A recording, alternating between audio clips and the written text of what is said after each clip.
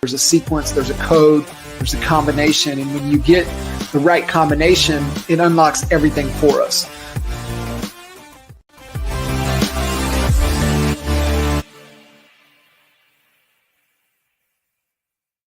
What's happening? What's happening, brother?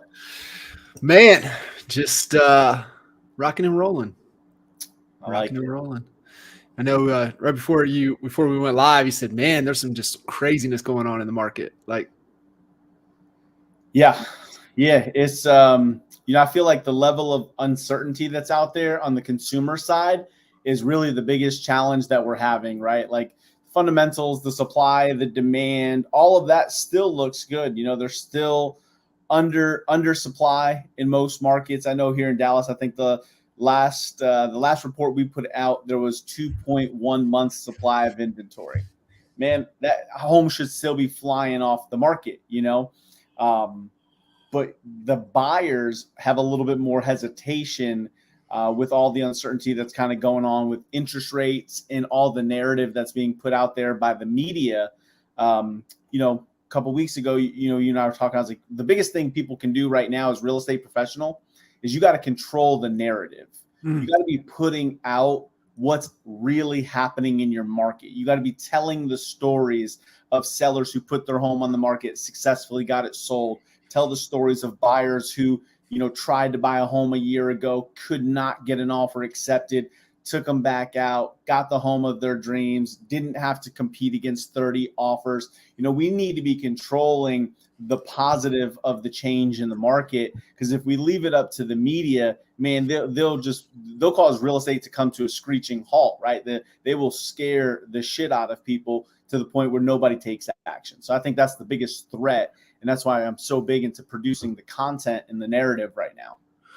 Yeah, I think so. I know we've got a few clients that, have client events happening this week, next week. And I think it's just great, getting people together, share kind of the story, really what's going on, and be that source of truth, right? Be that source of knowledge. And I think it's so critical, so important. And yeah, I mean, you can't allow it to not be in your control.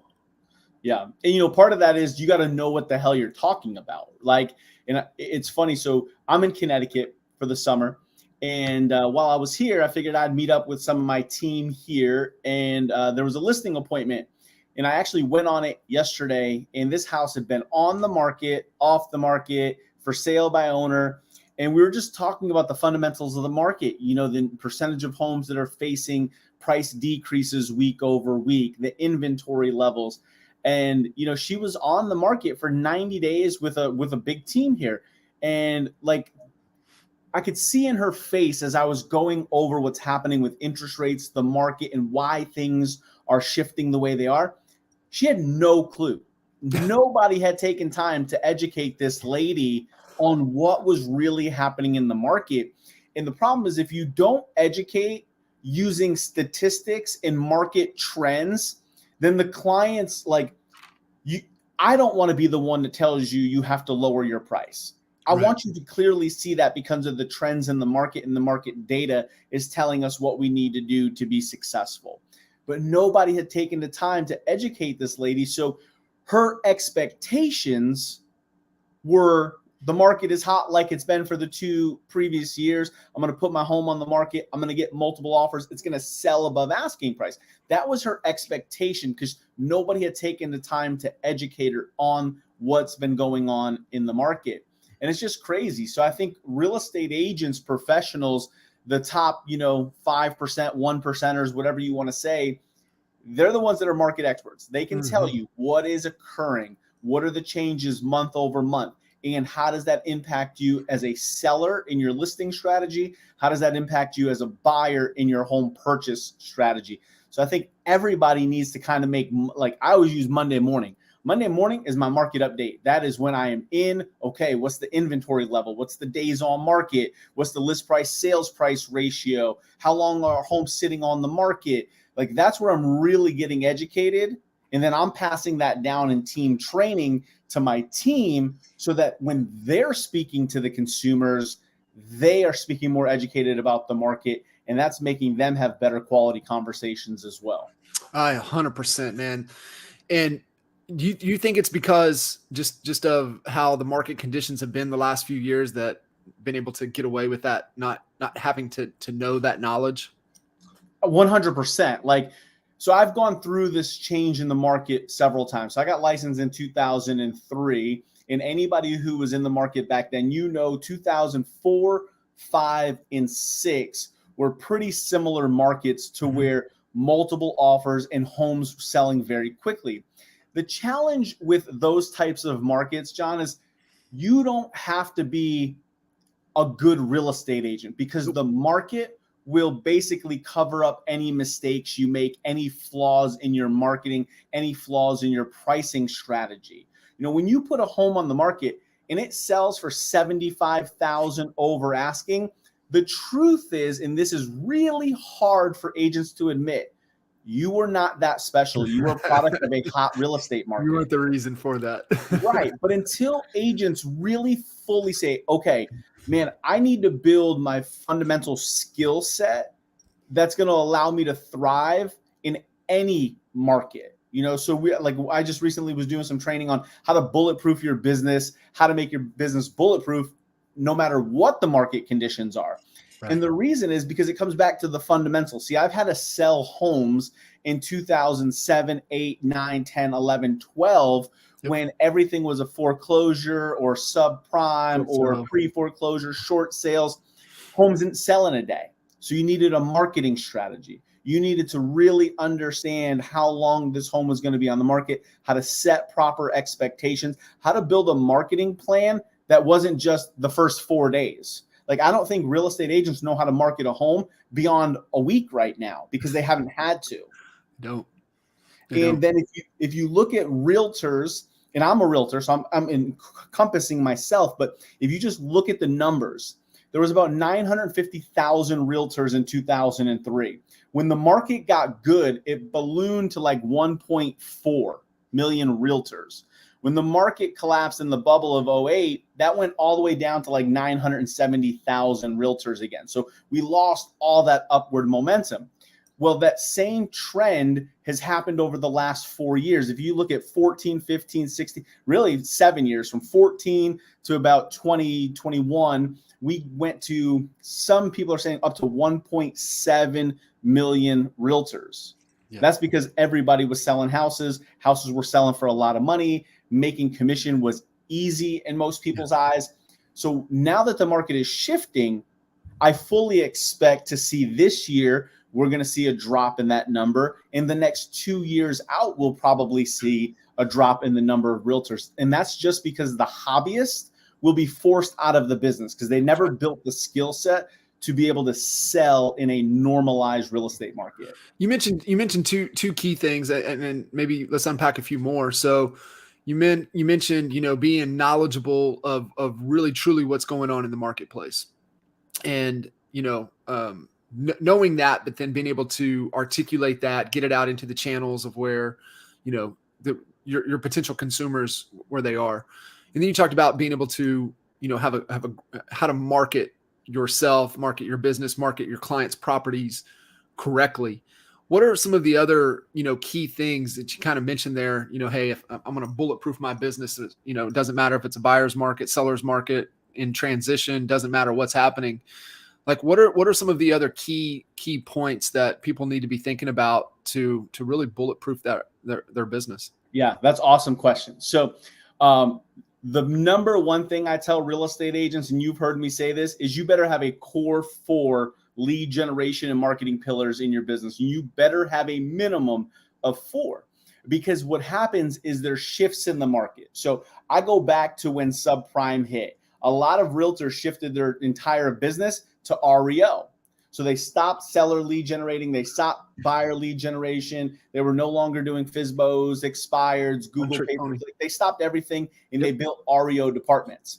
And while the REO bubble was good and they were making some money, they built an entire business. So lots of staffing, lots of overhead to take on that project. But as REO started to kind of wean its way out, now they were overstaffed and had not generated a lead in 2.5 to 3 years. So for them, their business literally had to start all over because they were only known as REO and they had not done anything to build their business. So what I tell agents is more so right now than ever, you better identify what your core four are. And you better consistently be lead generating in all four of those because those are going to ebb and flow. You know, Google pay-per-click may be killing it right now.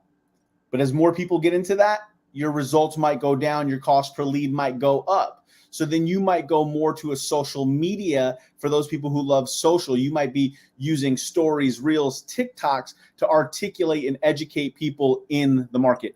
I'm not a TikToker. I'm not dancing to get followers. I want followers who are following me because I'm super educated about the market and they look at me as a professional. Like, damn, that dude is educating me in 60 seconds in the market. That's who I want to represent me in the biggest purchase or sale of my life, not somebody who's doing voiceover stupid shit. And a lot of agents do it. Good for them. That's not me. But if that's you, go all in and build that audience. But that has to be just one. That's right. Because that could dry up. What if a new platform comes up and that audience goes away? So that's the risk of one. You never want to be a business on one. You need 4 core pillars. So whatever they are, identify them, put an actual strategy together. So don't just say one of my core 4 pillars is going to be expireds. Great. What is your expired strategy? Break it down to the step by step. What data source are you going to use? What dialer are you going to use? What script are you going to do? What are the common objections you're going to overcome? Then, you got to go into, are you going to do a mailing campaign in addition to just making calls? Is it a 1-call strategy? Is it a 30, 60, 90-day strategy? If it's 90 days, how many calls, how many texts, how many, pieces of mail go out? Like, be strategic and tactical in what you're going to do and build a strategy, and then implement that pillar. Go to your next pillar and do the same exact thing. Those are the people who are going to skyrocket their business and gain massive market share, as most real estate agents are just kind of, unfortunately, getting phased out. I think NAR said 30 to 40% was their expectation of agents kind of falling out in the next 2 years. Yeah, just do the math. If it's 1.7, if we want to agree on that number, just do the math. And I would probably push closer to the 40% is what we'll see this go around, just because there's so many people that have their license, and we really won't see it until, maybe after even the first of the year, right? Dues, everything has to be paid.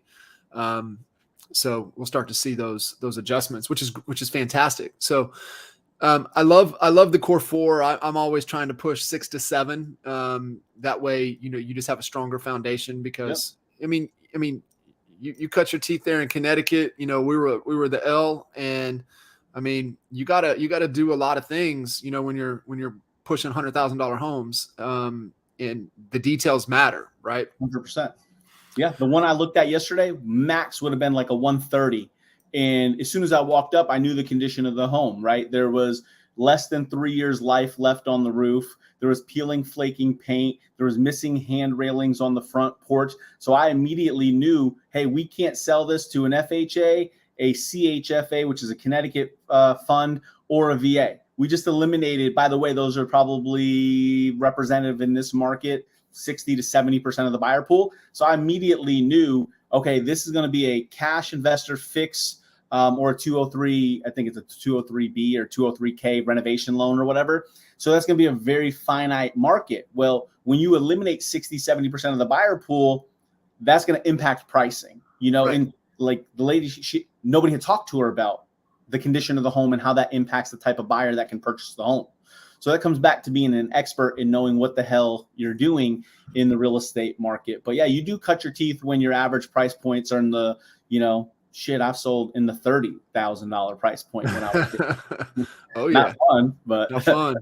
So that's why you have a minimum commission amount. So 100%. Yeah, we gotta have talked that in there. about that. I'll take your $30,000, mobile home, but I'm not doing it for less than $6,000 on the listing side. You could offer out whatever you want on the buy side, but I'm not working for less than $6,000 because I'm doing the same exact work. That's right. So, Yeah. that was something we talked about for sure. And, that's a smart way to run your business and saying no to things. So what's funny is I went to that listing presentation yesterday and said no. I educated her, told her everything she would need to know about how to sell this home. And then I just told her, I'm not the right agent to list this home. A couple of reasons, because there's not going to be enough money in it for me. I already know the inherent challenges. It didn't line up with who I want to build my local clientele around. So, when we talk about who's your ICP, and again, that's not for everybody. When you're new to this business, take everything. Right. But when you're established, that's part of really running your business like a business, is knowing who to say no to, because that project would have taken a lot of time for very little commission and would have pulled me away from bigger opportunities while I'm here. 100%, man. And just that they're knowing what to look at when you're coming up to the property and a loan, educating on the different buyers who are in the marketplace, right? That's part of that knowledge, right? To be a true expert advisor, to be a true, professional, you not only need to know the market statistics, market conditions, you need to know the buyers. Who are the buyers in today's market? What type of financing and funding are they using? What's the percentages? And so, like, when you walked up to that house, you knew immediately, like, cut that. And being able to get to that point. And I think a lot of agents will go in and just tell the seller whatever they want to hear to get the listing. But I mean, it's just going to sit there. They're going to be frustrated. They're going to be a drain on your time, your energy. If you have a team, if you have a staff, it's not good. Yeah. And again, so when we come to building your brand, so if you look at how I bring properties to the market in Dallas, we are professionally cleaning them. We are having them 2-hour staging consultations, getting the home touched up, ready to go. My video and photography is almost $1,000 to $1,200, depending on the size of the home, including aerial drones, 3D Matterports. I'm doing all of that in preparation before the home goes on the market. So I'm into most of my listings for about $1,500 to $1,600 before I start actually marketing on social or anything else. But that is the standard in which all of my homes go onto the market. So I don't want to deviate and impact my brand. So I don't want to cut corners. That's why I knew this was not the right type of property associated with the brand. We don't have those buyer clienteles because we've been spending lots of money in lead generation, but we lead generate by zip code. We lead generate by niche properties like golf course, acreage, one level, new construction, so we're very niched in how we market. So I knew I didn't have a buyer pool that was appropriate for her home. There are agents who their niche is investors or, renovation. They're better for this lady than I was. I just was honest enough to tell her, thank you for having me. I know most agents would take this listing because they're commission hungry, but I'm not the best agent for you. Here's why. Here's who you need. And she was over the moon thankful. Yeah. And it's what you said right there too. When, if you're really plugged to your local agent community, the agents that this would be perfect for. Pick up the phone and refer it over to them, right? Mm-hmm. Like, you don't even need to take a referral. Just get the property to them to say, hey, here you go. This is ideal for you. And we had a few of those agents in Lawton.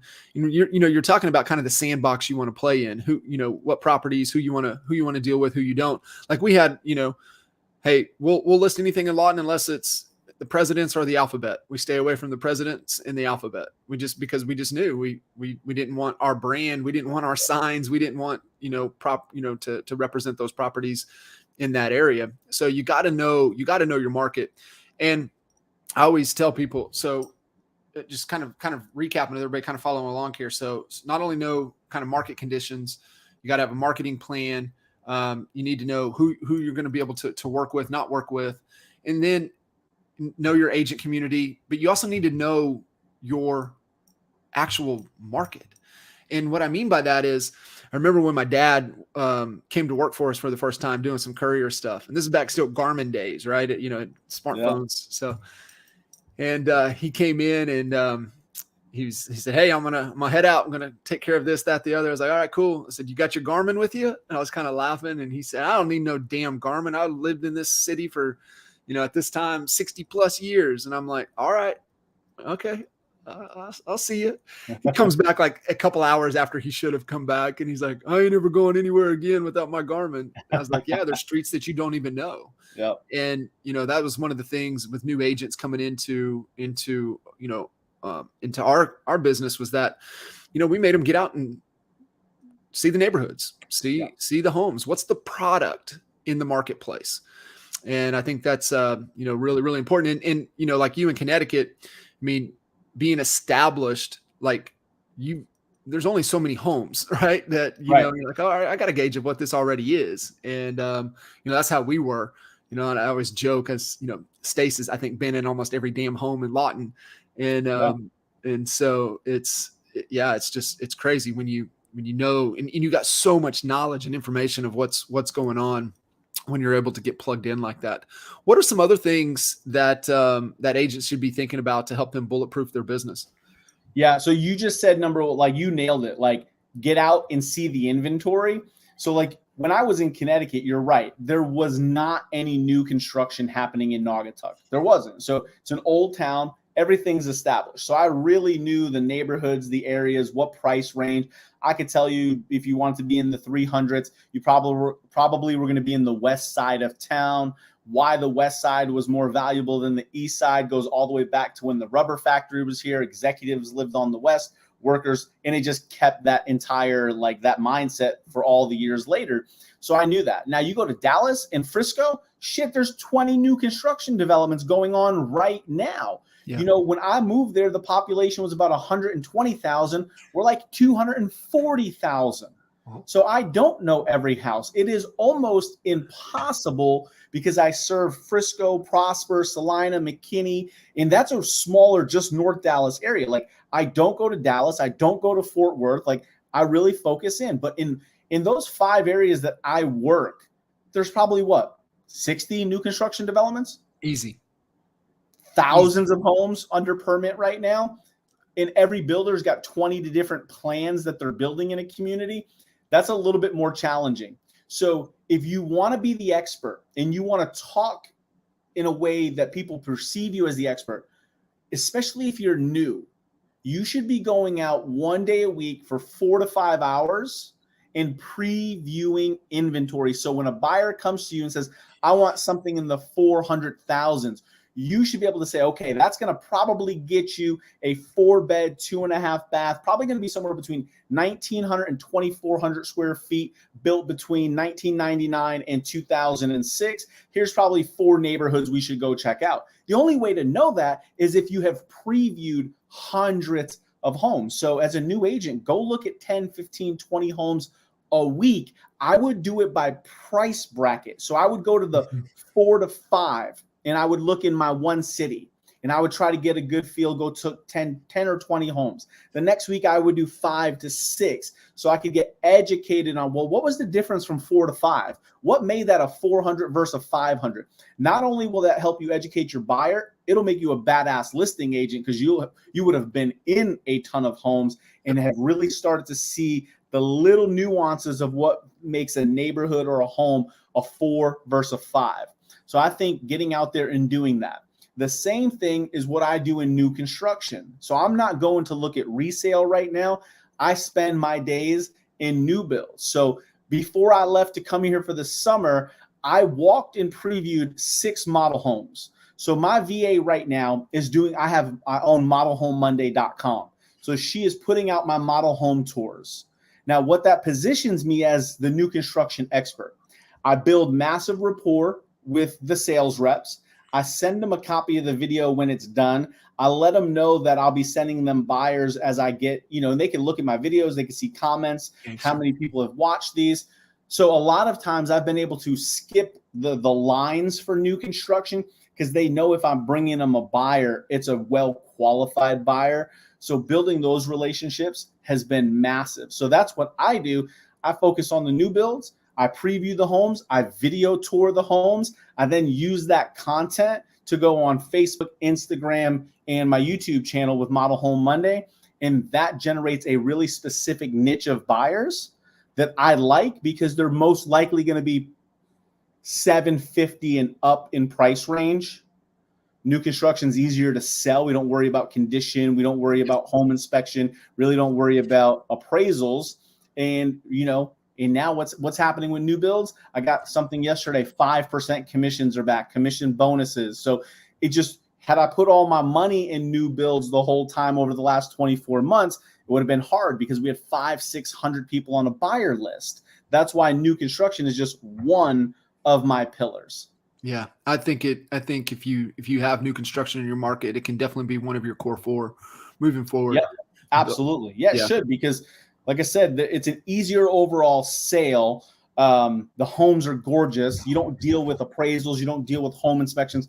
All the pain in the ass stuff for real estate is really taking care of itself. Yeah. And, the builders now are throwing title costs, closing costs, interest rate buy downs, 6-month interest rate locks. So it's becoming, a very attractive option again. So the good news is I've been building a new construction audience for the last 3 years anyway. So now what am I doing? My content, which is one of the things everybody should be doing a lot of video. Market updates, new construction updates, sales updates, what's happening in your neighborhood, the cost of living, the new businesses, all of those things that people would want to know if they were moving to your area. That's the content you should be producing. Why? Because you want to be the connector.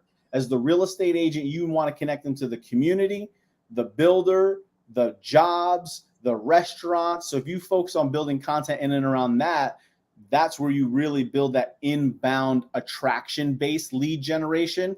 I did a Zoom listing presentation when I was at your house 2 weeks ago or whatever it was now. I did another one yesterday. I'm in Connecticut. Haven't been in Texas for a month. Yeah. And we did 2 listing presentations via Zoom. But these people are coming to me from my content videos. So they're not asking about commission. They're not interviewing other agents. They're already looking at you like, hey, we want to do business with you because we've been watching your content, multiple pieces. We know you understand the market. What you said in this video really made sense to me, and I agreed with it. If somebody's coming to you under that pretense, that's what makes real estate fun. Yeah, that's the attraction, right? People, hey, I want to build an attraction-based business. Well, you got to create the content that you solve people's problems and that they'll attract to you. So I agree wholeheartedly, man. Video's got to be one of your pillars. And, you see these agents, they'll take the KCM slides and stuff and they'll post them. It's like, hey, do a video, do a quick 60-second. What does that mean? Right. Yeah. Articulate what that is. And here's the agents that are killing it. Like we talk about reels and TikToks. The agents who are doing those with some education behind it, I think are awesome. Like, there's that green screen feature now to where you can take that KCM slide, put it as your background and do the video over it. That's just like, to me, that's worth doing because it still falls into where a big audience is, Reels, TikTok, things like that. But now there's a little bit of education because you've got the green screen. It looks better. So I see agents doing stuff like that. And those are the people who are going to crush it because they're targeting that, a really specific demographic who's on those platforms. So if you could be entertaining and educating, that those people are going to win big on those platforms. 100%. And so that has to be but it has to be intentional, right? I think that's the thing. And not just putting stuff up to put stuff up, but being intentional with it in speaking to who you want to speak to. And you said ICP earlier. So for those, that's ideal client profile. So who's that ideal client? Who do you want to work with? What problems do they have? What's keeping them up at night? And how does your business model and your value proposition help, solve their problem? One of the things that I think is, has to be part of the bulletproof of the business, and this is what I think you're the best in the world at, is being able to articulate your value. And it's how do you talk to somebody on the phone, to set an appointment that they'll actually show up. And then when you actually get face to face, you're able to articulate your value, your process, to where they believe that you are the solution to help them achieve whatever it is they're wanting to achieve. Talk to us a little bit about that. Like I said, I mean, I honestly, I don't know anybody that's better than you at that process right there. And so to me, that I think you can do it in your sleep, but I think it's one of the key things that especially newer agents, they don't have that skill set. And to me, they're going to need to develop that skill set in order to continue to bulletproof their business. Yep, for sure. And you just said it, skill set. So one of the strategies of bulletproofing your business is focus on your skill set. See, skills haven't mattered as much because of the condition of the market. What we're going back to is a skill-based market. And what I mean by that is when consumers start to say, okay, my house is not going to sell in a day. It's not going to sell for $100,000 over asking.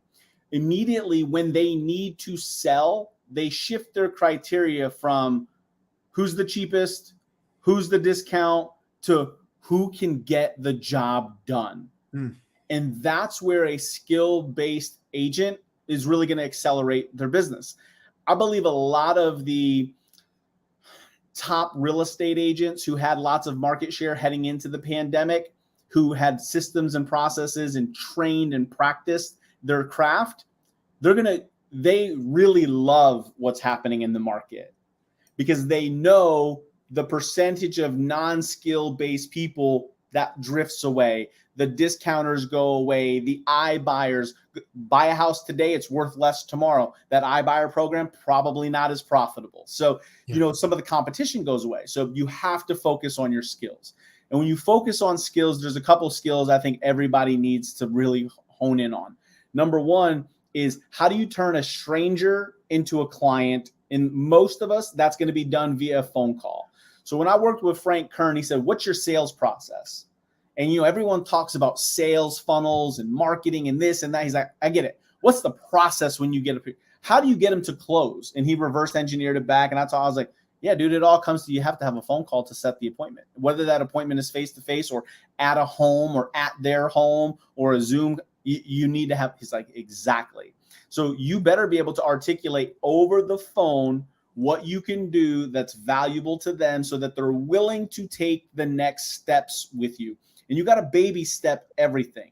One of my mentors said, take the home buying process and break it down into every steps, and then take those steps and baby step those, and literally goes baby step by baby step by baby step from generating the lead to closing the sale. And that's just how I was trained. So because that was how I was trained, I didn't have a lot of bad habits. Like, I got into coaching very early on when I got into real estate, because I had struggled for a couple of years and I couldn't figure the shit out. Like, I was doing what I thought, but I wasn't getting the results. So I said, I'm tired of banging my head against the wall. I'm going to go to somebody who's already got the answers and start to implement those. So baby stepping.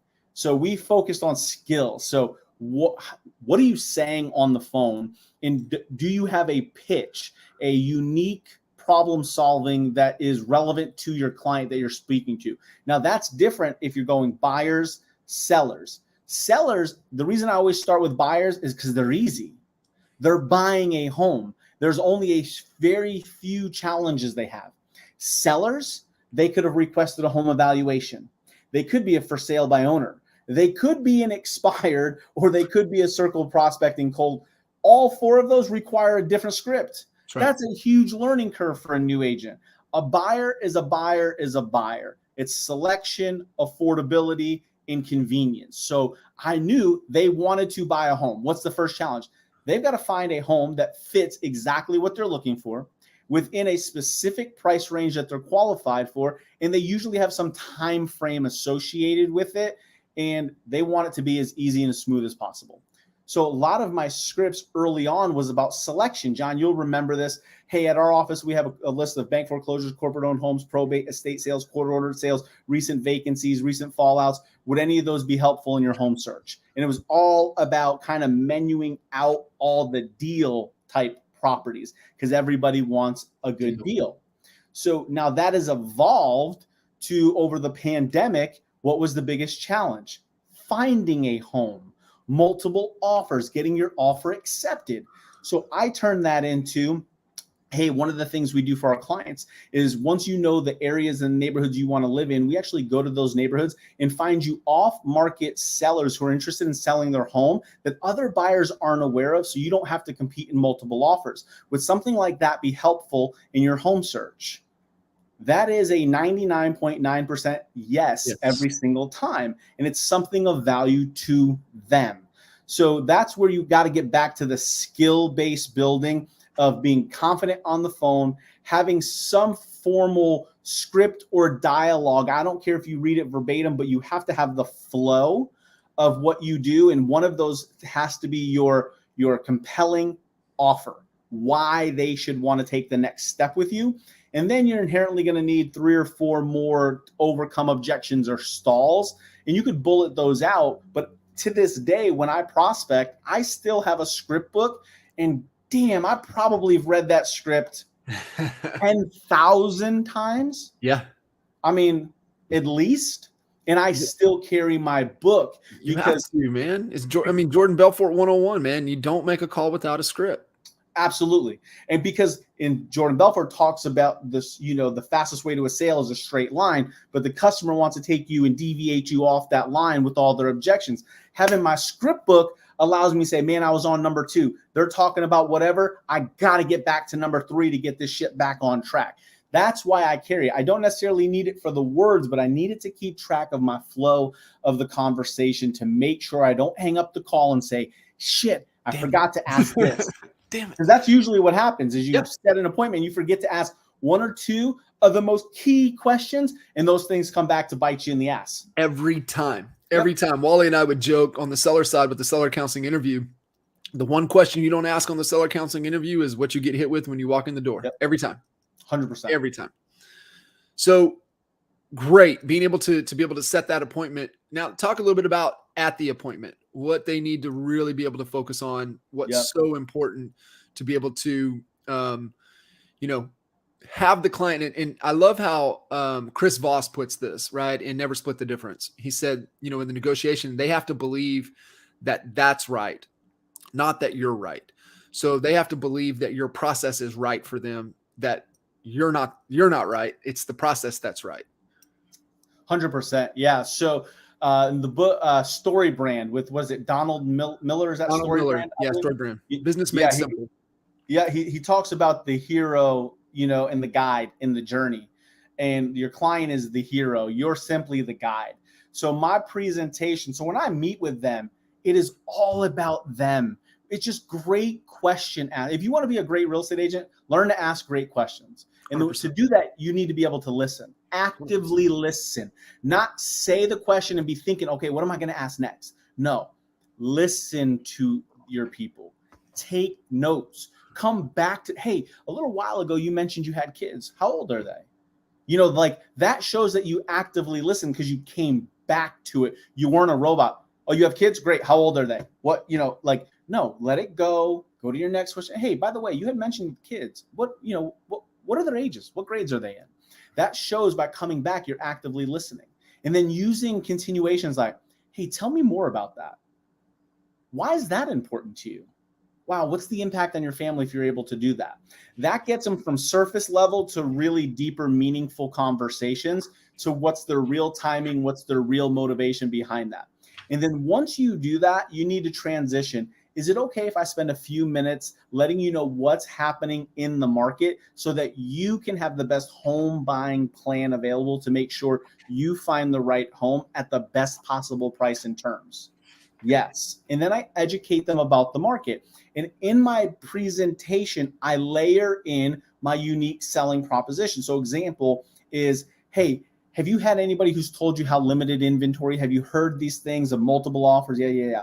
And once they're like, yes, that's a challenge. Well, can I share with you how we're helping clients just like you avoid that? Yes. We have our off-market strategy. It's got 10 different strategies in it. Here they are. Here's what we do. We identify the neighborhood you tell us you want to be in. How many bedrooms, bathrooms? We find those homes. Here's what that process looks like. Do you think something like that would be helpful in you finding additional homes that aren't available to other buyers? Yes. If we decide to work together, is that something you'd like us to do for you? Yes, it is. Trial closes. Everything I have in my presentation is solving one of their problems. It's not about me. It's not about awards. It's not, I don't mention my company. I don't mention how long I've been selling. I don't mention how many sales I've had. None of my presentations have any of that information because they don't care if your presentation is good enough that it's like, yes, wow. I mean, the most common question I get is, dude, you've really thought about everything. Like there's not going to be, I don't have any questions because what you just laid out answered everything in advance. 100%.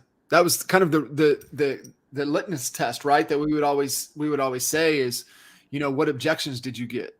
And if we would know, right? If they skip something in the process, if they have an objection, that was kind of always our, our telltale sign that they skipped over something in the presentation. So when you do that and you thoroughly go through everything the way it's laid out, and I know with the CHSA, CHBA, but you put your touch on it and expanded upon it and put visuals, and so if you do it right, there should be no objections, right? There should be none. Right, and if there's an objection, go back to it. Or you really need to uncover what's the real objection, right? And that's where it goes back to, did you follow the process? Like we've been through that. If you don't do the selling counseling interview and you don't ask, are you talking with any other agents? And if they're stalling you and you nailed your presentation, well, oh shit, they're talking to another agent. I didn't ask that question. That's why it always comes back to, did you follow the entire process without skipping a step? Yeah, it's that little saying, right? It's been on every whiteboard, every office, everywhere it goes, right? Skipping steps only presents the illusion of speed. Mm-hmm. And you skip that little step, it's going to get you at some point. And I think that's what we're seeing with the newer agents, is that they've been rewarded for bad behavior. They've skipped a bunch of steps, and it hasn't caught up with them yet, but it's about to. It's about to get. Yeah, I mean, it's happening right now. So in the market I was in this week in Connecticut, the week over week price decreases was over 43%. That's huge. 43% of sellers in the last 7 days price reduced their house. Those numbers were, low single digits over the last 24 months. So that is like a curve exponentially going up. Right. And that's, so the skills of understanding pricing is going to be something everybody needs to get back to. That's going to be important. How do you price? How do you position? And this is why CMAs don't work. If you price a home with a CMA right now, in almost every market that I've got clients in, and you go back 6 months, if you price your home to those comps, your shit is not going to sell. Well, what'd you tell me right before we went live? You got a property that just one of your last sales, and it's significantly lower than what it sold at, and only getting 4 showings. 100%. I had a sale about 45 days ago. We closed. I sold it at 101,000 over asking, sold at 681.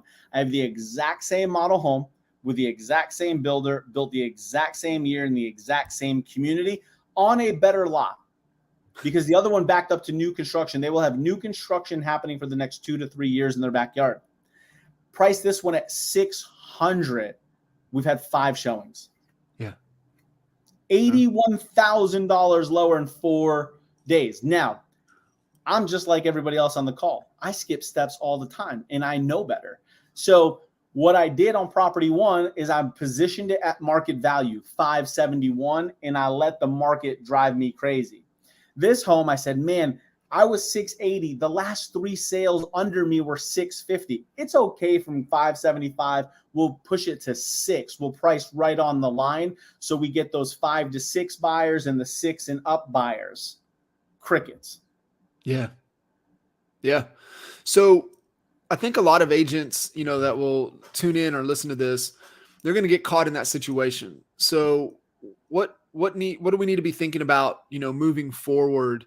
Obviously don't do that again, but don't do that. Don't do that. But if you are in that situation, and I know some agents are, right, it's like, man, it should have already been gone, but it's not.